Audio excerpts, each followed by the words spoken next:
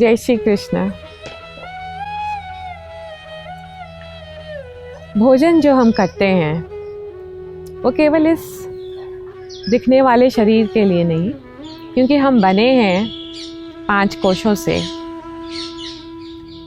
अन्नमय कोश, प्राणमय कोश, मनोमय कोश। अगर हम देखें कि हमारे चारों ओर इनका घेरा है, इन अलग अलग कोशों का घेरा है, तो फिर मनोमय कोश जिसमें हमारे विचार और मन।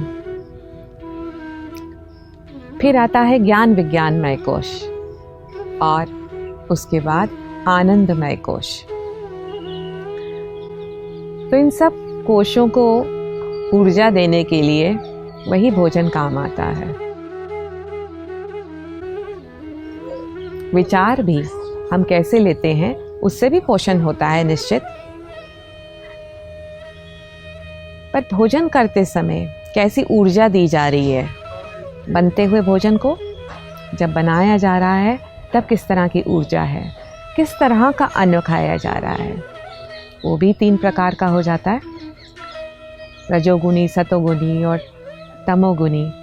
अगर भोजन जो है उसकी देर का बना हुआ है, रस युक्त है कि नहीं, कैसे भाव से बना गया है, किस तरह का धन उसमें उपयोग हुआ है उसको अर्जित करने के लिए, और उसमें दूषित चीज़ें तो नहीं है, निषिद्ध चीज़ें तो नहीं है। यही अन्न जो है, इसकी जो ऊर्जा है हमारे मन को भी सशक्त करती है, ज्ञानमय कोश को भी सशक्त करती है। ये डिपेंड करता है कि हम किस तरह सर्व किल विषय भुंजते ते तु अगम पापा ये पचंती आत्मकारणात्। यहाँ गीता जी ने बड़े कठोर शब्दों में केवल ये नहीं कहा कि आप केवल अपने बारे में ना सोचें, उसने ये नहीं कहा कि केवल आप अपने लिए ना खाएं। यहाँ कहा गया है कि ये पाप खा रहे हैं आप, अगर आप केवल अपने लिए कमा रहे हैं, अगर आप केवल अपने बारे में सोच रहे हैं। और इस तरह जब हम ये श्लोक पहले उच्चारित करते हैं तो हम और व्यापकता में आते हैं।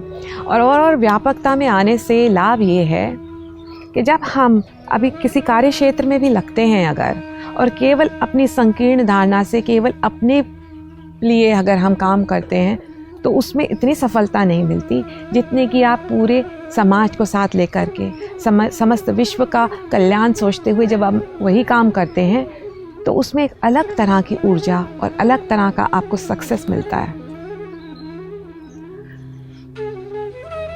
तो यज्ञ की बात से ध्यान आया कि राजस्व यज्ञ जब युधिष्ठिर ने किया तो अनेकों सैकड़ों ब्राह्मणों को भोजन दिया गया, गायें दी गई, बहुत सा धन लुटाया गया, गरीबों को बांटा गया।